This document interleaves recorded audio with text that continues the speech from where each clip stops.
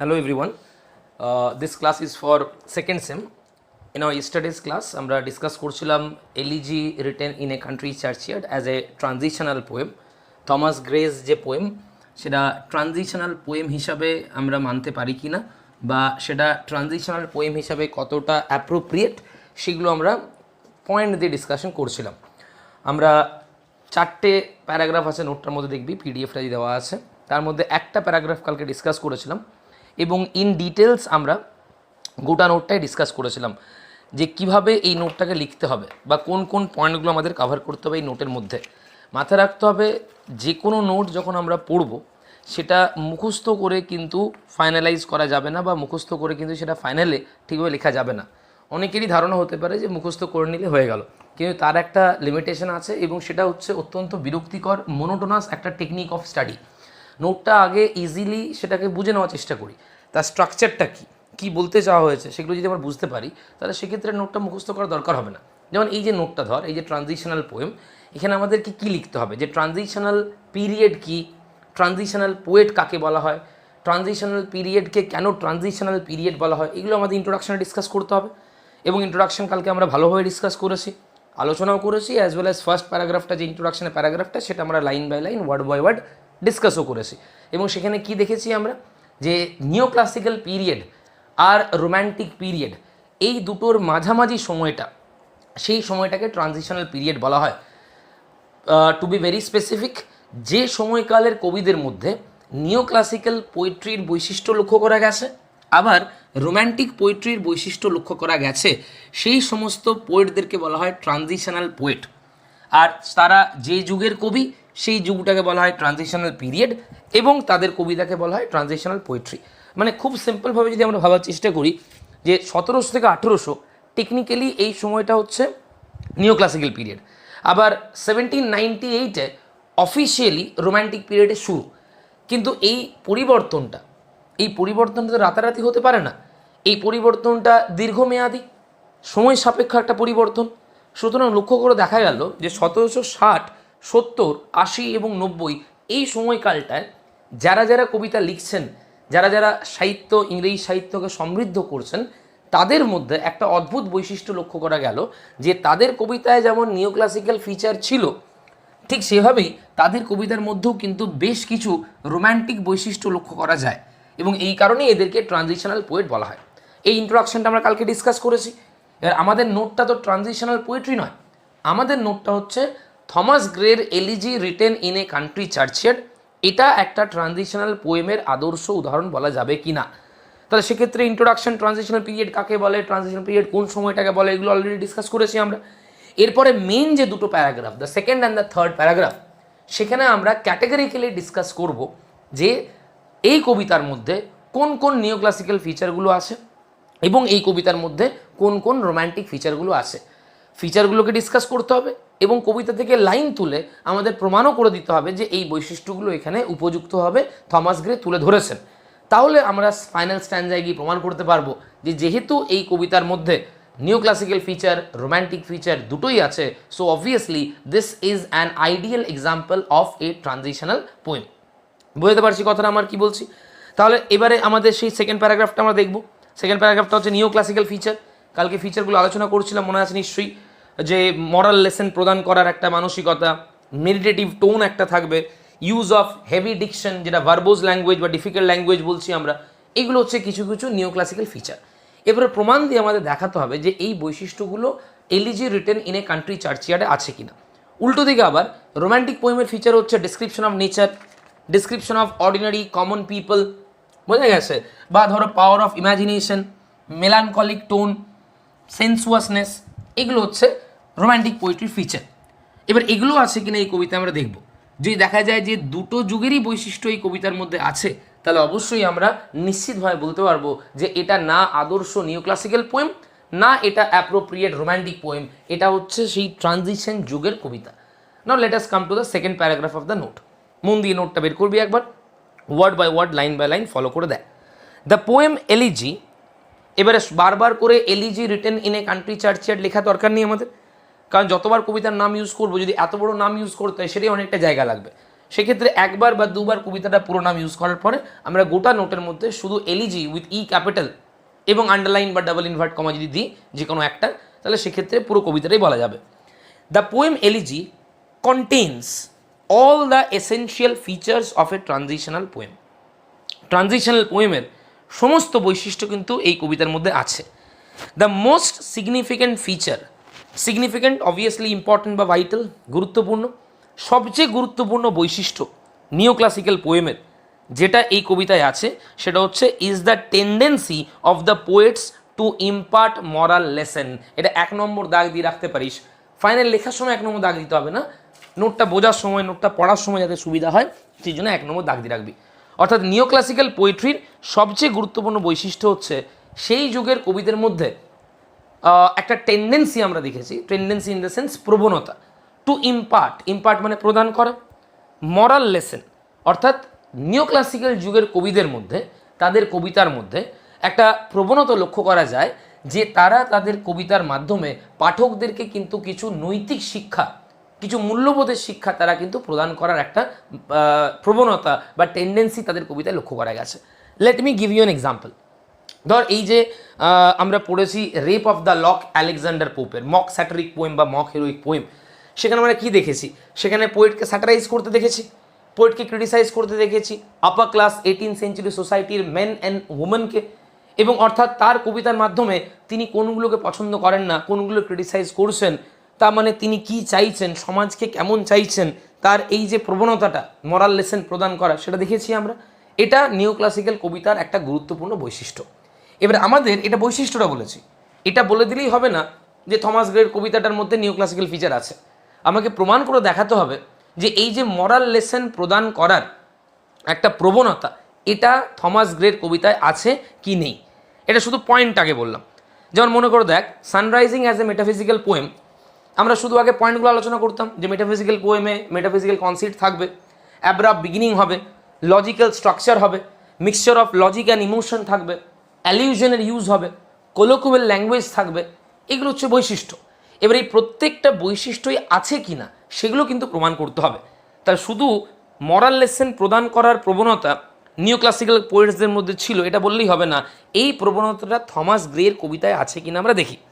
In this poem too TOO আছে দেখবি, মানে এই কবিতাতেও গ্রে হ্যাজ প্রোভাইডেড, প্রোভাইডেড মানে প্রদান করা, সেভারাল মরাল লেসন্স, একটা দুটো নয় একাধিক একাধিক মরাল লেসন তিনি কিন্তু তার পাঠকদেরকে প্রদান করেছেন। আমি বুঝিয়ে দিচ্ছি কোন কোন মরাল লেসনগুলো, এগুলো লাইন তুলে আমরা দেখাবো এখানে। হি প্রিচড, প্রিচড ইন দ্য সেন্স কি, যারা পুরোহিত হন, যারা মোল্লা সাহেবরা হন, যারা পাদ্রী হন, তারা কি করেন? আধ্যাত্মিক চেতনা প্রদান করার জন্য প্রিচিং দেন। তারা মানে কি শিক্ষা দিয়েছেন আমাদেরকে? The fact that death is the ultimate truth in the life of a human being. বল এই মরাল লেসনটা আমাদের দেওয়া আছে কিনা বল। মনে করে দেখবি ইনএভিটেবল আওয়ার, ওই স্ট্যান্ডাটা মনে কর, দ্য পম্প অফ পাওয়ার মনে পড়ছে, all that beauty and wealth gave, the boast of heraldry, the pomp of power, all that beauty and wealth ever gave leads but to the inevitable hour. মনে করে দেখ, the paths of glory lead but to the grave। এই যে মরাল লেসনগুলো, এই মরাল লেসনগুলো আমাদের দিয়েছেন কিনা বল, যে জীবনের একমাত্র চিরন্তন সত্য, তুমি যতই ভালো বংশের সন্তান হও না কেন, যতই তুমি ওয়েলদি হও, পাওয়ারফুল হও, বিউটিফুল হও, ম্যান অফ পজিশন হও, আলটিমেট গন্তব্য কিন্তু মৃত্যু। এই সত্যটা ভুলে যাওয়া চলবে না। এই গভীর শিক্ষাটা, এই গভীর নৈতিক জ্ঞানটা, এই গভীর যে অ্যাডভাইসটা এই কবিতার মধ্যে দেওয়া আছে না, নেই বল আমাকে। তাহলে মরাল লেসন দেওয়ার যে প্রবণতা নিও ক্লাসিক্যাল পোয়েটদের মধ্যে আমরা দেখতাম, সেই প্রবণতা, সেই ফিচার কিন্তু থমাস গ্রের এই কবিতার মধ্যে আছে। In this poem too Gray has provided several moral lessons. He preach the fact that death is the ultimate truth in the life of a human being. Beauty, wealth, power, position and all other worldly gifts, মানে beauty, wealth, power, position শুধু এগুলোই নয়, আরও বাদবাকি যা যা এই জাগতিক যে মূল্যবান জিনিস যেগুলো আমার বাড়ি, গাড়ি, সম্পত্তি, আরও যা যা আছে, যেগুলো এই মান্ডেন মেটেরিয়ালিস্টিক ওয়ার্ল্ডের গিফট যেগুলো আমরা মনে করি, যেগুলো আমরা খুব মূল্য দিই, সেগুলো আসলে ইনসিগনিফিক্যান্ট, গুরুত্বহীন, ভ্যালুলেস, মূল্যহীন। এই যে মরাল লেসনটা এটা দিয়েছেন না দেননি বল আমাকে। এবার আমরা কবিতা থেকে লাইনও তুলব, ওই লাইন্সগুলো, the boast of heraldry, the pomp of power, all that beauty and wealth ever gave leads but to the inevitable hour. The paths of glory lead but to the grave. এখানে এসে আমাদের ফার্স্ট পয়েন্ট শেষ হচ্ছে। এবারে যারা নোটটা বুঝে লিখতে চেষ্টা করবে, যে 5টা লাইন আছে এই প্যারাগ্রাফের শুরুতেই, এই 5টা লাইন আমি কেন মুখস্থ করব? আমরা বলবো যে সবচেয়ে গুরুত্বপূর্ণ বৈশিষ্ট্যগুলো যেগুলো নিও ক্লাসিক্যাল পোয়েটদের মধ্যে দেখা গেছে, তার মধ্যে একটা হচ্ছে মরাল লেসন প্রদান করার একটা প্রবণতা। এবং এই যে টেন্ডেন্সিটা, এটা থমাস গ্রের কবিতা elegy written in a country চার্চিয়ার্ডেও আছে। তিনি আমাদের এখানে শিক্ষা দিয়েছেন যে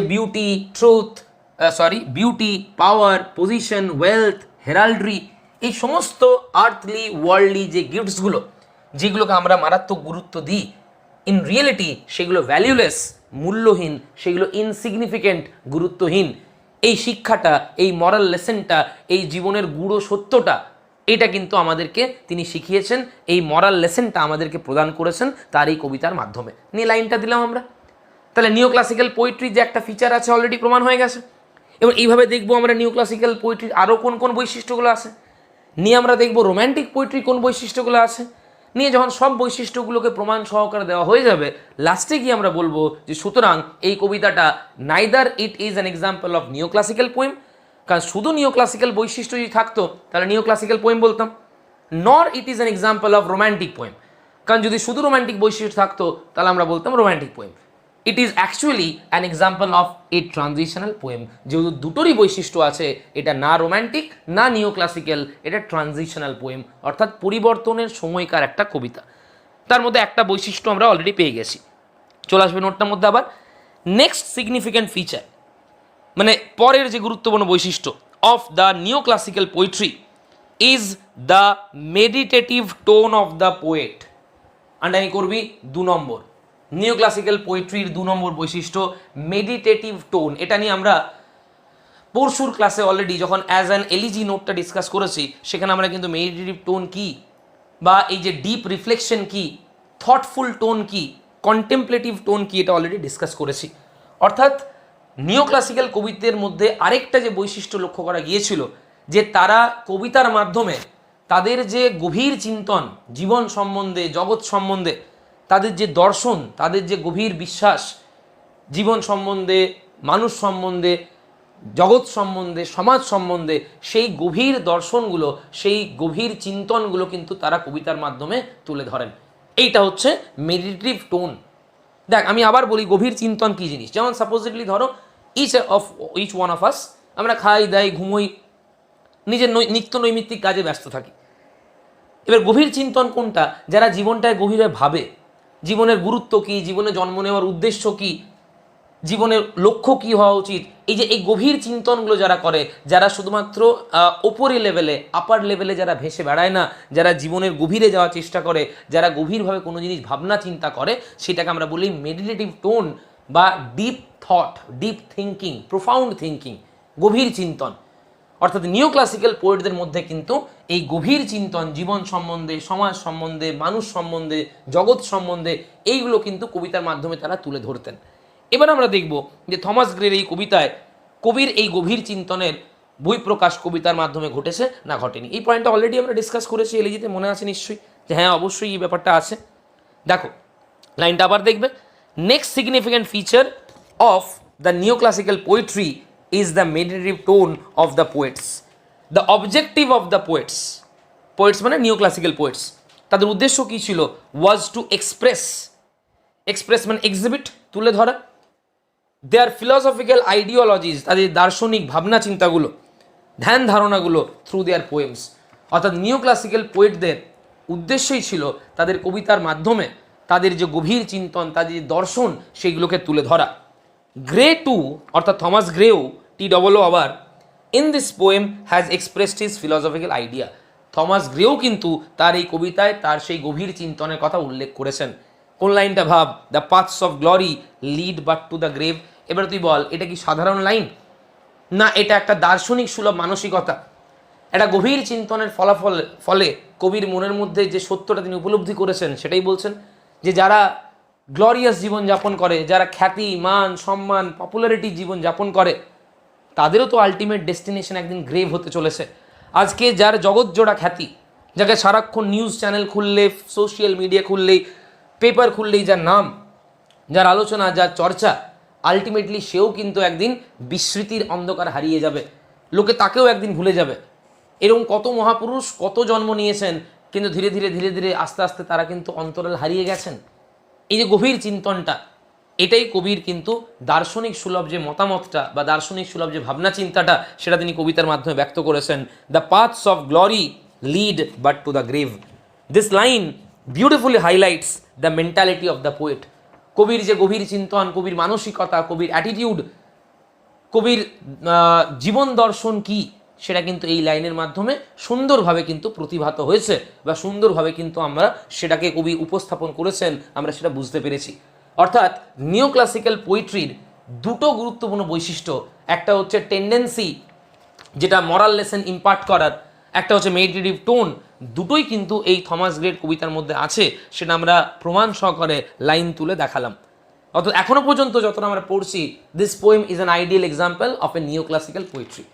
কারণ এখন রোম্যান্টিক বৈশিষ্ট্যগুলো আমরা দেখিনি, এখনো পর্যন্ত যতগুলো নিও ক্লাসিক্যাল ফিচার আছে সবগুলোই যেহেতু এই কবিতার মধ্যে পাচ্ছি, সেহেতু আমরা এখনো পর্যন্ত এই ধারণা নিয়ে এগোতে পারি যে এই কবিতাটা নিও ক্লাসিক্যাল কবিতার একটা আদর্শ উদাহরণ। দেখো, দেখবে নেক্সট ইউজ অফ, 3 নম্বর দাগ দিবি, use of heavy diction. Heavy diction মানে কি জানিস তো? ইউজ অফ ডিফিকাল্ট ল্যাঙ্গুয়েজ, যেটা বলি ভার্বোজ ল্যাঙ্গুয়েজ, মানে খুব সিম্পল লুসিড এরম ল্যাঙ্গুয়েজটা নয়, tough language, heavy language, difficult words and phrases, complicated sentence structure, এগুলোকে বলা হয় verbose language. Use of heavy diction is another feature of neo classical poetry. Neo classical কবিদের আরেকটা গুরুত্বপূর্ণ বৈশিষ্ট্য ছিল, সেটা হচ্ছে difficult language, difficult words, phrases, complicated sentence structure, এইগুলো ইউজ করার প্রবণতা। আমরা আলেকজান্ডার পোপের রেপ অফ দ্য লক দেখেছি, সেখানে আমরা এই বৈশিষ্ট্যটা পেয়েছি, এবং এই বৈশিষ্ট্যটা কিন্তু নিও ক্লাসিক্যাল পোয়েটসদের আরও একটা গুরুত্বপূর্ণ বৈশিষ্ট্য। এবার আমাকে দেখাতে হবে বা পরীক্ষা করে দেখতে হবে যে থমাস গ্রের এই কবিতায় elegy written in a country চার্চিয়ার্ডে এই বৈশিষ্ট্য উপস্থিত আছে কি নেই। দেখো, দে মানে neo classical poets were very selective, তারা অত্যন্ত কিন্তু সিলেক্টিভ হতেন। রিগার্ডিং, কি নিয়ে সিলেক্টিভ হতেন? দেয়ার চয়েস অফ ওয়ার্ডস, কী ধরনের ওয়ার্ড তারা কবিতা ইউজ করবেন এটা নিয়ে কিন্তু তারা খুব সিলেক্টিভ হতেন। And had a special affinity, affinity মানে লাইকিং, LIKING, তারা পছন্দ করতেন ফর উইটি লাইন্স, বুদ্ধিদীপ্ত লাইনের প্রয়োগ, অ্যান্ড ফ্রেজেস, মানে নর্মাল সিম্পল ইজি ল্যাঙ্গুয়েজ না ইউজ করে ইন্টেলেকচুয়াল লাইন্স, উইটি লাইন্স, এইরকম লাইন্স, ওয়ার্ডস, ফ্রেজেস, এইরকমগুলো ইউজ করার কিন্তু প্রবণতা তাদের মধ্যে কিন্তু লক্ষ্য করা গেছে। Gray too has followed this tradition in his elegy. গ্রেও কিন্তু এই হেভি ডিকশনের যে ট্র্যাডিশনটা সেটা ফলো করেছেন। আবার মাথায় রাখবে, শুধু বলে দিলেই হবে না যে এই কবিতা তো এই বৈশিষ্ট্যটা আছে, আমাদের প্রমাণ করতে হবে। যেমন মরাল লেসন প্রদান করার যে টেন্ডেন্সি, সেটা প্রমাণ করলাম। ফিলসফিক্যাল আইডিওলজি কবিতার মাধ্যমে তুলে ধরা, সেটা নিও ক্লাসিক্যাল পোয়েটদের বৈশিষ্ট্য, সেটা থমাস গ্রের কবিতার মধ্যে আছে, সেটা আমরা প্রমাণ সহকারে তুলে ধরলাম। এই যে হেভি ল্যাঙ্গুয়েজ ইউজ করার যে প্রবণতা, সেটাও যে থমাস গ্রের কবিতার মধ্যে আছে, সেটাও কিন্তু আমাদেরকে এক্সাম্পল দিয়ে তুলে ধরতে হবে। অর্থাৎ কিছু লাইন, কিছু ওয়ার্ড, কিছু ফ্রেজেস আমরা তুলে ধরবো। দেখো, in lines and phrases like the curfew tolls the knell of the parting day, এই লাইনটাই ভাব, একটা সিম্পল লাইন, সন্ধে হয়ে গেছে, গোধূলি হয়ে গেছে, ধীরে ধীরে সূর্যের আলো ম্লান হচ্ছে এবং গোটা পরিবেশ অন্ধকার ঢেকে যাচ্ছে, সিম্পল লাইন তো, কিন্তু সেটা কীভাবে বললেন? দেখ, the curfew tolls the knell of the parting day, মনে পড়ে প্রথম লাইনটাই একদম। অর্থাৎ সন্ধেবেলা হয়ে গেছে, গোধূলিবেলা হয়ে গেছে, দিনের ঘন্টা, মৃত্যু ঘন্টা বেজে গেছে এবং ধীরে ধীরে দিনের আলো ম্লান হয়ে আসছে, চারদিক রাত্রির ঘনঘোর অন্ধকারে ঢাকা হচ্ছে। এটা কি বলবো বল আমাকে? এটা কি ইজি ল্যাঙ্গুয়েজ আদৌ? এটা নিশ্চয়ই witty language. Use of personification আছে এখানে, অ্যালিউশন আছে এখানে, এই যে ডেথ বেল বা নেল যেটা, obviously use of intellectual language, use of witty line, use of complicated sentence structure. দেখো, তাছাড়া শুধু এটা কেন, আরও আছে চিল পেনিউরি, মনে করে দেখ, এক্সট্রিম পভার্টির জায়গায়, সেলেস্টিয়াল ফায়ার, এটসেট্রা। অর্থাৎ এই যে হেভি ডিকশন, এই বৈশিষ্ট্যটা যে আছে, এটা আমরা প্রমাণ করলাম। অর্থাৎ নিও ক্লাসিক্যাল পোয়েট্রি যে 3টে মেন বৈশিষ্ট্য, মেডিটেটিভ টোন বা ফিলসফিক্যাল আইডিওলজি এক্সিবিট করা কবিতার মাধ্যমে, তারপর হচ্ছে ইম্পার্টিং মরাল লেসন, তারপর হচ্ছে use of heavy diction, intellectual lines, phrases, words, এই সমস্ত নিও ক্লাসিক্যাল পোয়েট্রির বৈশিষ্ট্য একেবারে যথাযথভাবে কিন্তু থমাস গ্রের এই কবিতার মধ্যে আছে, সেটা আমরা প্রমাণ করলাম। The use of heroic কাপলেটস is another feature of neoclassical poetry which we successfully observe in Thomas Gray's Elegy Written in a Country Churchyard. অর্থাৎ এখানে এসে আমাদের সেকেন্ড প্যারাগ্রাফ শেষ হচ্ছে। মানে নিওক্লাসিক্যাল পোয়েট্রির যতগুলো বৈশিষ্ট্য আমরা এই কবিতায় দেখেছি প্রত্যেকটাই আমরা পয়েন্ট ওয়াইজ এক্সাম্পল দিয়ে দিয়ে প্রমাণ করেছি। অর্থাৎ এই প্যারাগ্রাফে আমরা সাকসেসফুলি প্রমাণ করেছি যে থমাস গ্রের এই কবিতার মধ্যে নিওক্লাসিক্যাল পোয়েট্রির অলমোস্ট সমস্ত গুরুত্বপূর্ণ বৈশিষ্ট্যগুলো আছে। এই প্যারাগ্রাফটা মুখস্থ না করে চারটে শুধু পয়েন্ট মনে রাখ। এক, টেন্ডেন্সি ইম্পার্ট করা মরাল লেসন। দুই, ফিলসফিক্যাল আইডিওলজি বা গভীর যে চিন্তন কবির জীবন সম্বন্ধে সেইটাকে এক্সিবিট করা কবিতার মাধ্যমে। তিন, ইউজ অফ হেভি ডিকশন। চার, ইউজ অফ হিরোইক কাপলেটস। এবং এই চারটে বৈশিষ্ট্যই যেহেতু থমাস গ্রের elegy written in a country চার্চইয়ার্ডের মধ্যে আছে, সেহেতু আমরা দাবি করতেই পারি যে এই কবিতাটা কিন্তু নিও ক্লাসিক্যাল পোয়েট্রির একটা আদর্শ উদাহরণ। এখানে যদি আমরা শেষ করে দিই নোটটাকে, তাহলে কিন্তু নোটটা পুরো ভুল উত্তর হবে, কারণ নোটটা ছিল নিও ক্লাসিক্যাল কবিতা হিসাবে এলিজিকে জাজ করা নয়, ট্রানজিশনাল পোয়েম হিসাবে কতটা এলিজি সাকসেসফুল সেটা জাজ করতে হবে। অর্থাৎ এই অবধি আমাদের হাফ নোট হয়েছে। দেখ নোটের স্ট্রাকচারটা দেখ। আগে ইন্ট্রোডাকশন প্যারাগ্রাফে আমরা ট্রানজিশনাল পিরিয়ড কি, কোন সময়টাকে বলে, কেন বলে, ট্রানজিশনাল পোয়েটদের মধ্যে কি বৈশিষ্ট্য লক্ষ্য করা যায়, সেগুলো সব ডিসকাস করেছি। নিয়ে সেকেন্ড প্যারাগ্রাফে নিও ক্লাসিক্যাল সমস্ত বৈশিষ্ট্যগুলো আলোচনা করলাম। থার্ড প্যারাগ্রাফে আমরা রোম্যান্টিক ফিচার কি কি আছে এই কবিতার মধ্যে সেগুলো ডিসকাস করব। আর যদি দেখি যে রোম্যান্টিক কবিতারও আদর্শ কিছু বৈশিষ্ট্য এই কবিতার মধ্যে আছে, তাহলে অবশ্যই আমরা গিয়ে ফাইনাল স্ট্যান্ডায় দাবি করতে পারবো যে এই কবিতাটা ট্রানজিশনাল পোয়েমের একটা দুর্দান্ত উদাহরণ, একটা best example. Now let us come to the third paragraph, again very important paragraph. বুঝতেই পারছিস প্যারাগ্রাফটা স্ট্রাকচার কি হবে। আগের প্যারাগ্রাফটা যেমন নিও ক্লাসিক্যাল পোয়েট্রির বৈশিষ্ট্যগুলো আলোচনা করেছি, এক্সাম্পল দিয়ে প্রমাণ করেছি যে থমাস গ্রের কবিতায় আছে সেইগুলো। এই স্ট্যান্ডায় প্রমাণ করতে হবে রোম্যান্টিক পোয়েট্রির বৈশিষ্ট্যগুলো এই কবিতায় আছে কি নেই।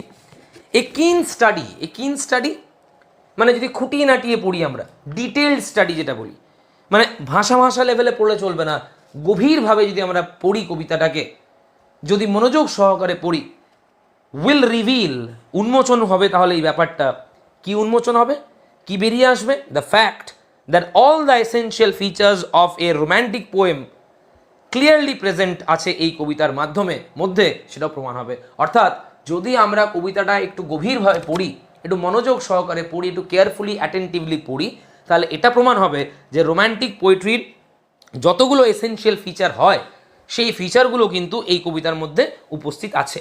এবার একটা একটা করে আলোচনা করবো আমরা।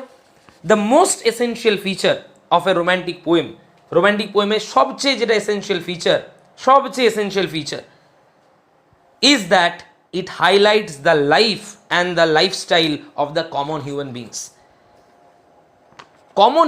যারা সাধারণ আম জনতা, যারা তাদের জীবন শৈলী, সেইগুলোই কিন্তু রোম্যান্টিক পোয়েটসরা কিন্তু তাদের কবিতার মাধ্যমে তুলে ধরেন। আমি একটু পার্থক্য তোকে বুঝিয়ে দিই, তাহলে তুই বুঝতে পারবি। যেমন ধর আমরা যদি যতগুলো রোম্যান্টিক পোয়েম পড়েছি কি না পড়েছি, ধর যেগুলো পড়েছিস তোরা এই অবধি, ধর ড্যাফোডিলস পড়েছিস, আবার ধর ওয়েস্টমিনিস্টার ব্রিজ পড়েছিস, পোয়েট্রি অফ আর্থ পড়েছিস। এবার ভেবে দেখবি আবার আমরা এই কবিতাটাও কিন্তু পড়ছি, elegy written in a country churchyard. এছাড়াও আরও অনেক কবিতা আছে, সলিটারি রিপার থেকে শুরু করে প্রচুর কবিতা আছে, ode to nightingale, ode to west wind, ode to autumn, প্রচুর কবিতা আছে যেগুলো আমরা পড়লে, যেগুলো romantic poem actually, William Wordsworth, S T. Coleridge, John Keats, P B. Shelley, এদের লেখা কবিতা। এইগুলো যদি পড়ি আমরা ক্লিয়ারলি বুঝবো যে এদের কবিতার বিষয় কখনো king, queen, great personalities, goddess এরা হন না। এদের কবিতায় সবসময় বিষয়বস্তু হয় সাধারণ মানুষের জীবনযাত্রা, সাধারণ প্রাকৃতিক ঘটনা, এইগুলো নিয়ে এরা কবিতা লেখেন। যেমন সলিটারি রিপারে দেখানো হচ্ছে একটি মেয়ে একাকী ফসল কাটছে এবং গান গাইছে। ওড টু নাইটেঙ্গেলের বিউটিফুল যে সং সেটা দেখানো হচ্ছে। ওড টু ওয়েস্ট উইন্ডের বর্ণনা। ওড টু অটাম বলে একটা কবিতা, সেখানে অটাম ঋতুর বর্ণনা, যেগুলো আমাদের জীবনে প্রতিনিয়ত আমরা দেখছি। আপন ওয়েস্টমিনিস্টার ব্রিজে সূর্যোদয়ের বর্ণনা, ড্যাফোডিলসে ফুলের বর্ণনা, পোয়েট্রি অফ আর্থে প্রকৃতির যে সঙ্গীতকাররা, প্রকৃতির মধ্যে যারা প্রকৃতির গানকে মানে ইটার্নালি তারা টিকিয়ে রেখেছে, গ্রাসহপার, ক্রিকেট, বার্ডস, তাদের গল্প। তখন একটা জিনিস পরিষ্কার বুঝলাম যে রোম্যান্টিক পোয়েটসদের সবচেয়ে গুরুত্বপূর্ণ বৈশিষ্ট্য হচ্ছে তারা তাদের কবিতার মাধ্যমে সাধারণ মানুষের দিনলিপি, তাদের জীবনশৈলী, এইগুলোকে তারা তুলে ধরেন। এবারে নিশ্চয়ই আমাকে আর বলতে হবে না যে থমাস গ্রের এই কবিতায় এই বৈশিষ্ট্যটা আছে, কারণ তার গোটা কবিতাটাই তো রুড ফোর ফাদার্স অফ হ্যামলেটদের নিয়ে লেখা। Ordinary, simple, poor, humble, uneducated, unpolished, rough, rustic village পিপলদের নিয়ে লেখা, যারা পশু চড়াতো, যারা গাছ কাটতো, যারা নাগল করতো, যারা ফসল কাটতো। দেখো একবার, in this poem the poet grey has thoroughly মানে কমপ্লিটলি আপলিফটেড, উত্তোলিত করেছেন দ্য অ্যাক্টিভিটি, উত্তোলিত মানে এখানে হাইলাইটেড, আপলিফট মানে হাইলাইটেড বলতে পারি, the activities and the lives of the rude four father's Hamlet. অর্থাৎ গোটা কবিতা জুড়ে থমাস গ্রে এই কবিতায় সেই রুড ফোর ফাদার্স অফ হ্যামলেটদের যে জীবন জীবিকা, জীবনশৈলী, সেইগুলোকে তুলে ধরেছেন, সেগুলোকে হাইলাইট করেছেন ইন এ পিকচারেস্ক ম্যানার। পিকচারেস্ক কথার মানে রাখবি ছবির মতন করে, মানে অ্যাজ ইফ যেন আমরা কবিতা পড়ছি না, এত সুন্দর করে তিনি এদের জীবন, এদের জীবনশৈলী, এদের রোজনামচা, এদের দিনচর্চা এত সুন্দর করে ফুটিয়ে তুলেছেন, অ্যাজ ইফ যেন আমরা এদের বর্ণনা শুনছি না, এদের যেন ছবি এঁকেছেন, তার শব্দের মাধ্যমে পরিষ্কার একটা ছবি ফুটিয়ে তুলেছেন। এই ছবির মতন উপস্থাপন করা, এটাকে বলে পিকচারেস্ক ম্যানার। অর্থাৎ এই বৈশিষ্ট্যটা এই কবিতার মধ্যে কিন্তু যথাযথভাবে আছে। শুধু একটু আধটু নয়, শুরু থেকে শেষ পর্যন্ত তো এই সাধারণ গ্রামবাসীদেরই কথা বলা হয়েছে এই কবিতায়। এবং শুধু তাই নয়, আমরা লাইন তুলে দেখিয়ে দেবো যে তাদের কথা বলেছেন।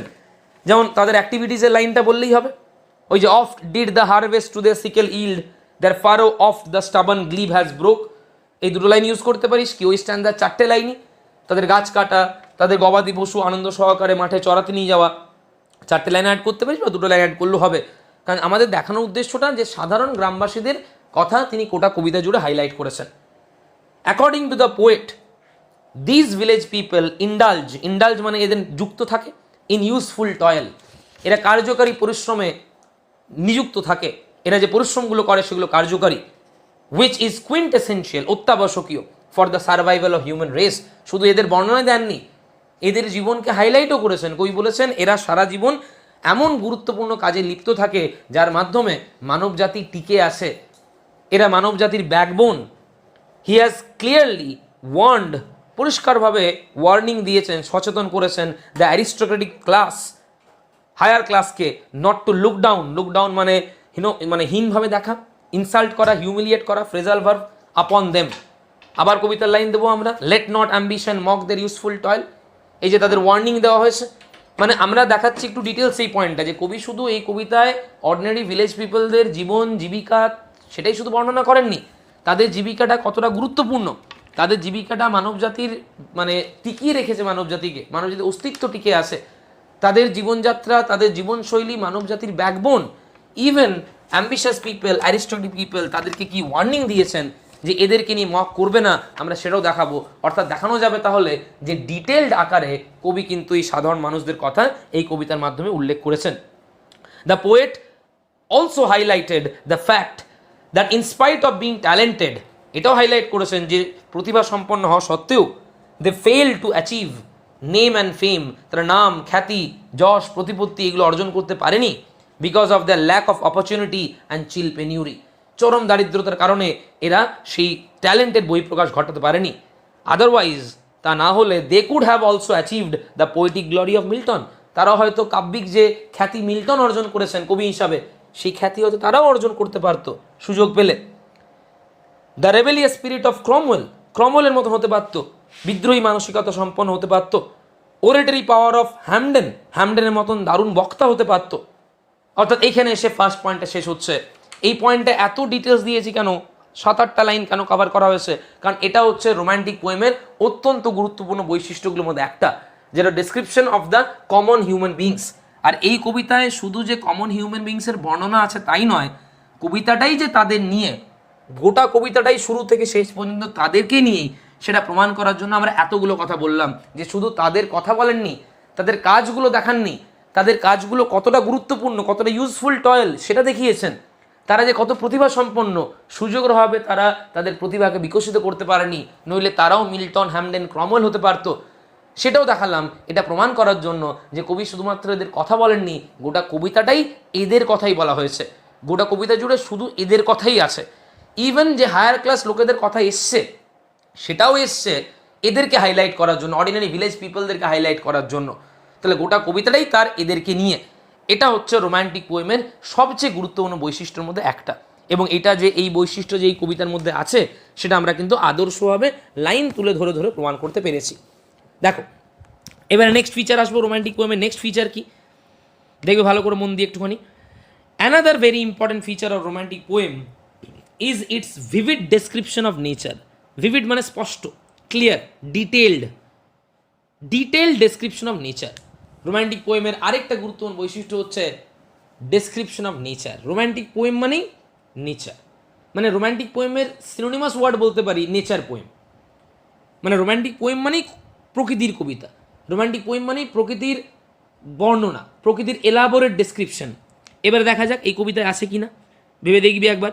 কবিতার শুরুতেই কিন্তু একটা দেখবি প্রাকৃতিক বর্ণনা, গোধূলি বেলা, সূর্য আস্তে আস্তে ম্লান হওয়া, চারিদিক আস্তে আস্তে পেল হয়ে আসছে, রাত্রির অন্ধকার চারিদিককে গ্রাস করছে, কোথাও কোনো রকম কোনো আওয়াজ নেই, মুপিং আউল বাদ দিয়ে, the sound of the beetle বাদ দিয়ে, the sound of the bell round the neck of the cattle.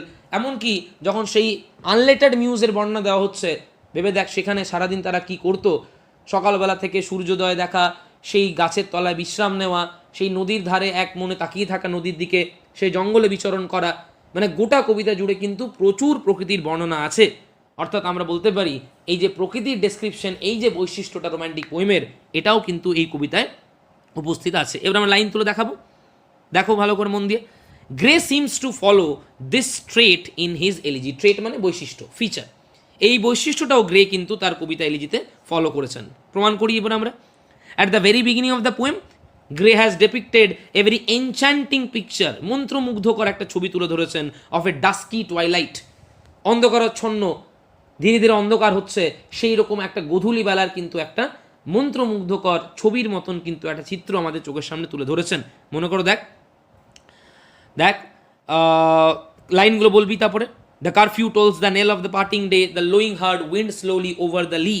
এই দুটো লাইন, and leaves the world to darkness and to me even while narrating the activities of the unlettered muse. এমনকি যখন আনলেটার্ড মিউজের অ্যাক্টিভিটিসগুলো সেটা যখন আলোচনা করছেন, সেখানেও দেখবি 4-5টা স্ট্যান্জা জুড়ে প্রকৃতির ডিটেলড বর্ণনা আছে। মনে করে দেখ একবার, grey has painted a wonderful picture of nature while using the metaphors. এমনকি মেটাফোর যখন ইউজ করেছেন, মনে করে দেখ গ্রামবাসীদের জীবনকে তুলনা করেছেন, যখন মেটাফোর ইউজ করলেন তখনও কিসের মেটাফোর? ফ্লাওয়ারের মেটাফোর, মনে আছে? আর ফ্লাওয়ার মানেই কি? Obviously nature. While using metaphors in order to highlight the simple village people, Gray has made use of two beautiful metaphors, natural metaphors. দুটোই কিন্তু ন্যাচারাল। একটা হচ্ছে জেম, একটা হচ্ছে flower. Full many a gem of purest ray serene, আর একটা হচ্ছে full many a flower are born to blush unseen. দুটোই তো পার্ট অফ নেচার। মানে নেচারের বর্ণনাটা ভাব, শুরুতে নেচারের বর্ণনা, যখন আনলেটার্ড মিউজের জীবনের বর্ণনা দেওয়া হচ্ছে সেখানেও নেচারের বর্ণনা। এমনকি যখন মেটাফোর কম্প্যারিজন ইউজ করছেন, মেটাফোর ইউজ করছেন, তখনও কিন্তু যখন কম্পেয়ার করছেন তখনও কিন্তু যে মেটাফোরগুলো ইউজ করেছেন সেগুলো কিন্তু ওয়ার্ল্ড অফ নেচারের, জেম, ফ্লাওয়ার। তাহলে প্রচুর নেচারের বর্ণনা আছে কিনা বল আমাকে। থার্ড বৈশিষ্ট্য, পাওয়ার অফ ইম্যাজিনেশন, কল্পনা শক্তি। এটা আমরা যারা পড়েছি পোয়েট্রি অফ আর্থ, ড্যাফোডিলস বা তার সঙ্গে ওয়েস্টমিনস্টার ব্রিজ, যেহেতু তোদের 11-12 বা তার আগের ক্লাসে এই রোম্যান্টিক পোয়েমগুলো অলরেডি পড়েছিস তোরা, তারা নিশ্চয়ই বুঝতে পেরেছিস যে পাওয়ার অফ ইম্যাজিনেশন, কল্পনা শক্তির প্রয়োগ, এটা কিন্তু রোম্যান্টিক পোয়েটদের একটা অত্যন্ত গুরুত্বপূর্ণ বৈশিষ্ট্য। Another feature of romantic poem is amply present. Amply মানে যথেষ্টভাবে, যথেষ্টভাবে, অল্প একটু নয়, যথেষ্ট আকারে প্রেজেন্ট আছে ইন দিস পোয়েম। দেখা যাক কোথায় কোথায় ইম্যাজিনেশন পাওয়ারের প্রয়োগ হয়েছে। In a very imaginative manner, অত্যন্ত কল্পনাপ্রবণভাবে, the poet claimed that the lack of opportunity of the village people not only restricted their growing virtues but confined their crimes too. ওই যে ওই লাইনটা, ওই জায়গাটা যেখানে বলা হয়েছে এদের দারিদ্রতা, এদের সুযোগ অভাব এদের শুধু গুণগুলোকে বিকশিত হতে দেয়নি তাই নয়, এদেরকে বহু দোষ থেকেও মুক্ত রেখেছে। মনে করো দেখ, গিল্টলেস ক্রমওয়েল, এটা কি তার কল্পনা শক্তির প্রয়োগ নয়? অরিজিনাল ক্রমওয়েল সে অত্যন্ত বিখ্যাত, তার বিদ্রোহী মানসিকতার জন্য, তার নেতৃত্ব প্রদান করার ক্ষমতার জন্য, তার সাহসিকতা বীরত্বের জন্য। কিন্তু এটার সঙ্গে মাথায় রাখতে হবে সে তো গিল্টিও ছিল, কিন্তু গ্রামের লোকেরা গিল্ডলেস। এটা কতটা কল্পনা শক্তির প্রয়োগ করেছেন ভেবে দেখ। কেন এই গ্রামের লোকদের জীবনকে জেমের সঙ্গে তুলনা করা, ফ্লাওয়ারের সঙ্গে তুলনা করা, এটাও তো পাওয়ার অফ ইমাজিনেশন। এমনকি গোধূলি বেলা হয়ে গেছে, মানে দিনের মৃত্যু ঘন্টা বেজে গেছে, এটাও তো পাওয়ার অফ ইমাজিনেশন। তাহলে পাওয়ার অফ ইমাজিনেশন, যেটা রোম্যান্টিক পোয়েমের আরও একটা অত্যন্ত গুরুত্বপূর্ণ বৈশিষ্ট্য, সেটাও কিন্তু এই কবিতায় যথেষ্ট পরিমাণে আছে। দেখো মন দিয়ে, in a very imaginative manner the poet claim, দেখলাম এই লাইনটা আমরা, he even imagined his own epitaph. এটা ভাব, যখন এপিটাফ লিখছেন আক্ষরিক অর্থে সেটা সেই ভিলেজ পোয়েটের এপিটাফ, কিন্তু অনেক ক্রিটিক্সরা দাবি করেছেন যে আসলে কবি নিজের মৃত্যুর পরে তার এপিটাফটা কেমন হলে ভালো হয় সেটা তিনি নিজেই কল্পনা করে গেছেন। এর চেয়ে বড় পাওয়ার অফ ইমাজিনেশন হয় কি, যে living person is imagining his own epitaph even before his death. তাহলে এবার বল আমাকে পাওয়ার অফ ইমাজিনেশন আছে কিনা বল আমাকে। আর 4 নম্বর বৈশিষ্ট্য রোম্যান্টিক পোয়েমের, সেটা হচ্ছে 4 নম্বর 5 নম্বর একসঙ্গে করে দিয়েছি আমরা। এ পারসিস্টেন্ট মানে কন্টিনিউয়াস, সারা কবিতা জুড়ে, নোট অফ মেলানকলি, নোট মানে টিউন বা সুর, মেলানকলি মানে বিষাদ বা বিষণ্ণতা, মানে রোম্যান্টিক পোয়েমের আরেকটা বৈশিষ্ট্য হচ্ছে গোটা কবিতা জুড়ে কিন্তু একটা বিষণ্ণতা বা বিষাদের কিন্তু একটা সুর থাকবে। আছে না নেই এই কবিতায় বল আমাকে। অ্যান্ড সেন্সুয়াসনেস ব্যাপারটা বলে দিই। সেন্সুয়াসনেস মানে যে জিনিসগুলো বুঝতে গেলে আমাদের সেন্সগুলোকে কাজে লাগাতে হয়। সেন্স আমরা বুঝি, ইন্দ্রিয় যেগুলো বলছি আমাদের পঞ্চ ইন্দ্রিয়। যেমন যদি একটা ফুল থাকে কোথাও, আমরা সেই ফুলের উপস্থিতি বুঝি। কি করে বুঝি? আমাদের যে ঘ্রাণ শক্তি, সেই ইন্দ্রিয়কে কাজে লাগিয়ে আমরা ফুলের উপস্থিতির কথা বুঝছি। আবার ধর কোনো একটা জামা বা কোনো একটা দ্রব্য, সেটা সফট না সেটা রাফ, সেটা আমরা কি করে বুঝি? আমাদের যে স্পর্শ করার যে ইন্দ্রিয়, সেই ক্ষমতা, সেন্স অফ টাচ, তার মাধ্যমে বুঝছি। আবার ধর কোনো একটা জিনিস টক না মিষ্টি না ঝাল, কিসে আকারে বুঝছি? না স্বাদ নেওয়ার যে সেন্স অফ টেস্ট। তাহলে যে জিনিসগুলোকে উপলব্ধি করার জন্য আমাদের সেন্সগুলোকে কাজে লাগাতে হয়, সেইগুলোকে বলে এক্সাম্পল অফ সেন্সুয়াসনেস। সেটা আরেকটা গুরুত্বপূর্ণ বৈশিষ্ট্য, সেটাও এই কবিতায় আছে। এবার এই দুটোকে আমরা হাইলাইট করলাম না, কারণ অলরেডি আমরা রোম্যান্টিক পোয়েমের 3টে গুরুত্বপূর্ণ বৈশিষ্ট্যকে পয়েন্ট আকারে, এক্সাম্পল আকারে কিন্তু আমরা দেখিয়েছি, এবং লাস্টের দুটো ফিচার আছে বললেই যথেষ্ট। আর এগুলো এক্সাম্পল দেওয়ার দরকার নেই, নোটটা আরও বড় হবে তাহলে। Which are consider to a very vital aspect of a romantic poem. ওটা ইজ করিস না, ওটা আর করবি। যে দুটো বৈশিষ্ট্য বলেছি, নোট অফ মেলানকলি আর sensuousness, are present throughout the poem. এবার তুই ভাব, এবার তুই নিজে বল, এটা তাহলে এবারে নিও ক্লাসিক্যাল পোয়েট্রি বলা চলবে, রোম্যান্টিক পোয়েট্রি বলবো, না ট্রানজিশনাল পোয়েট্রি বলবো? কারণ নিও ক্লাসিক্যাল পোয়েট্রির 3-4টে গুরুত্বপূর্ণ বৈশিষ্ট্য এই কবিতার মধ্যে আছে, আবার রোম্যান্টিক পোয়েট্রিরও 4-5টা খুব ভাইটাল বৈশিষ্ট্য এই কবিতার মধ্যে আছে। So we can clearly claim now that this is not an example of neoclassical poem, as well as this is not an example of romantic poem also. This is an example of transitional poem. যেহেতু দুটো বৈশিষ্ট্যই আছে, সেটাই আমরা last paragraph, যেটা concluding paragraph, 2 লাইনের paragraph, যদি এখানে বিশেষ কিছু বলার নেই, শুধু এই পয়েন্টটাই বলতে হবে, দেখে নিবি। Thus in a nutshell, that is in short, nutshell মানে in short, we can claim, আমরা দাবি করতে পারি, that Gray's Elegy contains, তার মধ্যে আছে both the quintessential features, traits, quintessential মানে অত্যাবশ্যকীয়, of a neoclassical poem as well as a romantic poem. As a result of it, this poem is considered to be one of the best and ideal example of a transitional poem. যেহেতু দুটো কবিতারই বৈশিষ্ট্য, বা দুটো কবিতারই নয়, দুটো যুগেরই বৈশিষ্ট্য এই কবিতার মধ্যে আছে, সেহেতু আমরা দাবি করতেই পারি এটা অন্যতম শ্রেষ্ঠ একটা ট্রানজিশনাল পোয়েমের এক্সাম্পল। ক্লিয়ার হয়েছে? এবার নোটটা কতটা ইজি দেখ, সাইজ দেখে কখনো ভয় পাস না, নোটটা টেকনিক্যালি স্ট্রাকচারটা বুঝে নেওয়ার চেষ্টা কর। ওপেনিং প্যারাগ্রাফে পুরো ডিসকাশনটা, মিডল সেকেন্ড প্যারাগ্রাফে নিও ক্লাসিক্যাল বৈশিষ্ট্য 3টে কি 4টে সেগুলো আছে কিনা দেখিয়ে দেওয়া, এবং লাস্ট প্যারাগ্রাফের আগের প্যারাগ্রাফ অর্থাৎ থার্ড প্যারাগ্রাফে রোম্যান্টিক পোয়েমের বৈশিষ্ট্যগুলোকে প্রমাণ করা, আর ফাইনালি এটা বলা যে যেহেতু দুটো কবিতারই বৈশিষ্ট্য এই কবিতার মধ্যে আছে, দুটো যুগেরই, সুতরাং এটা ট্রানজিশনাল পোয়েমের একটা আইডিয়াল, একটা বেস্ট এক্সাম্পল। আশা করবো ক্লিয়ার হয়েছে। সুতরাং এলিজির যাবতীয় সমস্ত কিছু আমাদের ডিসকাশন এই সেমিস্টারের জন্য কমপ্লিট।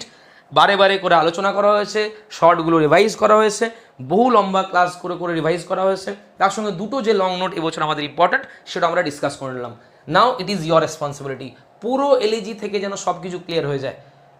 আগামীকালের ক্লাসে আমরা এই কোর্স থেকে হিস্ট্রি অফ ইংলিশ লিটারেচার থেকে যে নোটটা ইম্পর্টেন্ট সেটা আমরা ডিসকাস